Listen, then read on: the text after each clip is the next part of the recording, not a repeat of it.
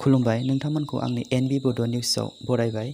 आसा खालामो नोंथांमोनहा भिडिअखौ जोबजासे नायलांगोन।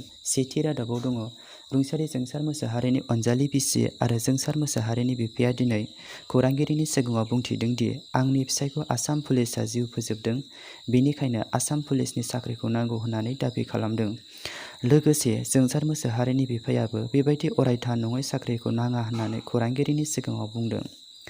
आसामनि chief minister doctor Hemant Biswa Sharma बिथाङा बुंदों दि आसामाव 700 जनसो हानि दालाल हमनायनि उनाव दा आरो आसाम सरकारा टार्गेट खालामदों DTO अफिसनि दालालफोरखौ गारिनि driving licence, insurance, pollution fine खालामनानै रां लुथिग्रा दालालफोरखौ लानानै नायबिजिरनाय जागोन होननानै बिथाङा मैया बुंदों। हेमन्त बिथांनि आखायाव 371 जन TTO अफिसनि दालालफोरनि मुं दं होननानै बिथाङा बुंदों। लोगोसे बिसोरनाव गोबां सम्पथिबो दं होननानै बिथाङा बुंदों। बिसोरखौ थाबैनो नायबिजिरनो थाखाय बिथाङा अर्डार होबाय। दिनै इलेक्शन कमिशनआ आसामाव जानो गोनां इलेक्शननि खालारखौ फोसावबाय। 2021 मायथाइनि 30 अक्ट'बर खालि जानो गोनां इलेक्शना जागोन।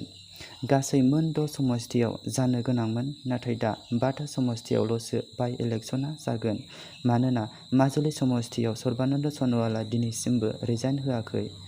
आसामनि इलेक्शना 30 अक्ट'बर खालि जागोन। गसाइगाव समस्तियाव, भबानिपुर समस्तियाव, तामुलपुर, मरियानि तावरा समस्तियाव इलेक्शना जागोन।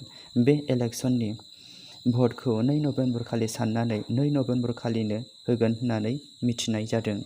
दिनैनि रादाबा एसेनोसै। गोजोन्थों।